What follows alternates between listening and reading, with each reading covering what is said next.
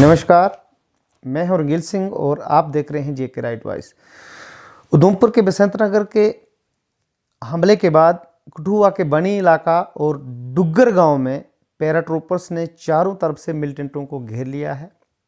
जिनके police, CRPF और Indian army search operation जारी है। ड्रोन की भी मदद की जा रही है और सर्च की जा रही है और अंदाज़ा ये लगाया जा रहा कि बहुत जल्दी इनकाउंटर शुरू हो सकता है। वहाँ आप विजुअल देख सकते हैं, हेलीकॉप्टर की मदद से भी पूरे जंगल की तलाशी ली जा रही है और पैराट्रूपर्स पूरी तरह से मुस्तैद हैं और जंगल को पूरी तरह से घेर लिया है। एक नई डेवलपमेंट क्या हुई है कि जैसे वीडीजी का जवान की किलिंग के बाद उन्होंने शहादत प्राप्त की, उसके बाद मिलिटेंट जंगल की ओर भागे और वो वहाँ से भागने के बाद जो लोकल से इनपुट्स मिले अभी, तो उसमें ये है कि उन लोगों ने रास्ते में किसी से भेड़ू लिया है, तो उसका जो खान पीन का था वो वहाँ से एग्जैक्ट लोकेशन और शेडी ये मिली है कि वो 6 लोगों का ग्रुप है। तो उन्होंने उसको पैसे तक भी दिए हैं और जो भी उन्होंने खाने पीने का सामान था वो पैक करके जंगल की ओर साथ लेकर गए हैं। ये एक पुख्ता और इम्पॉर्टेंट इंफॉर्मेशन अभी अभी निकल कर आ रही है, जो लोकल उनके लोगों से जो सीआईडी इनपुट्स हैं। तो ये बसंत नगर का जंगल और कठुआ के बनी इलाके से जो डगर गांव है, अभी जहाँ पे ये ट्रेस हो रहे हैं, ये डगर गांव का इलाका है और उस जंगल में ये अभी चारों तरफ से घेर दिए गए हैं और बहुत जल्दी इनकाउंटर शुरू हो सकता है। तो सबसे बड़ी बात है, आज बसंत राज जी ने भी दिन में प्रेस कॉन्फ्रेंस की, आप सब ने देखा होगा। उसमें एक चीज़ बहुत इंपॉर्टेंट उन्होंने कही, बल्कि उन्होंने ये कहा कि वीडीसी को आप पेट्रोलिंग पे कैसे ले सकते हैं।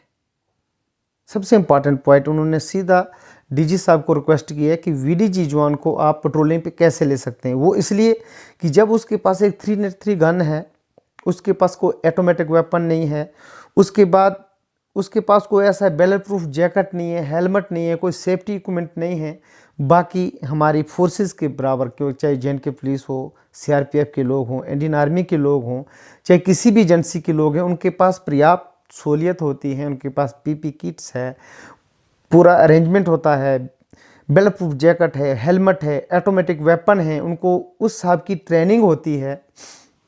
ये माना जाए कि वीडीसी का आदमी उस टोपोग्राफी को अच्छे से जानता है। ये एडवांटेज जरूर है उसके पास, मगर उसके पास जो वेपन है ये 47 से पहले से बना हुआ वेपन है और जब तक ऑटोमेटिक वेपन जो है वो कम से कम 100 गोलियां निकाल देता, तब आप मुश्किल से इसका 1 या 2 राउंड फायर कर सकते हैं। वैसा ही हुआ जो हमारे वीडीजी के जवान मोहम्मद शरीफ जिनकी इनकी शहादत प्राप्त की उन्होंने। तो बसंत राज जी ने यह भी कहा कि 4000 पेमेंट आज के ज़माने में क्या होती है। उन्होंने ये भी कहा कि पेड और अनपेड क्या है। जब सारे नॉन पेड थे, किसी को भी सैलरी नहीं मिलती थी, 4000 सैलरी शुरू हुई है। तो उन्होंने ये भी कहा कि सेंट्रल गवर्नमेंट का बहुत बहुत शुक्रिया कि कम से कम उन्होंने एक अहम शुरुआत तो की है, 4000 से शुरुआत तो की है। उन्होंने ये कहा कि वीडीसी को ऑटोमेटिक वेपन दी जाएं और उससे भी ज़्यादा एक इम्पॉर्टेंट बात और चौंकाने वाला खुलासा उन्होंने जो किया कि जो भी वीडीसी के जवान आज तक रिटायर्ड हुए हैं, कम से कम इनकी स्ट्रेंथ 2 से 3 हज़ार हो सकती है, जिनकी गन्ने अभी थानों में क्लोज हो गई है। ये कहीं ना कहीं एक मुख्य बिंदु है और चिंता करने की बात है। वो वेपन जो हैं उनके बेटे को मिले या ट्रांसफ़र होके उसी गांव में वो वेपन आ जाए, तो उससे वीडीसी को स्ट्रेंथन मिलेगा। पहाड़ी इलाके में जो मिलिटेंटों को मारने की और उन्हें नाकाम करने की जो एक वीडीसी का एक जो गठ है, एक जो मजबूती है, जो इनका साथ है सिक्योरिटी फोर्सेस का, उसमें एक ताकत आएगी। ये बसंत राज जी ने अपनी बात रखी।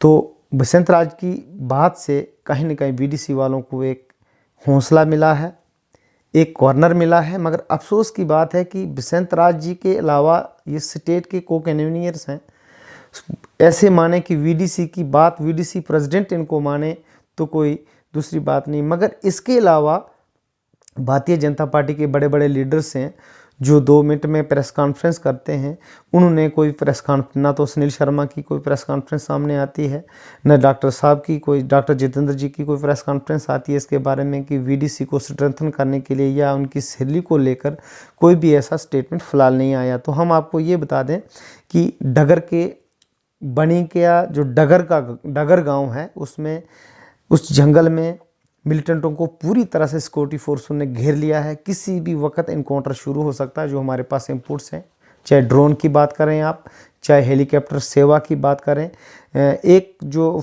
आर्मी ने इस हिसाब से घेराबंदी की है कि कुछ आर्मी जो लोग हैं चारों ओर से, कुछ बनी वाली साइड से वो पेट्रोलिंग की और जंगल को एक सर्कल बनाए और सर्कल को आस्ता आस्ता वो क्लोज कर रहे हैं।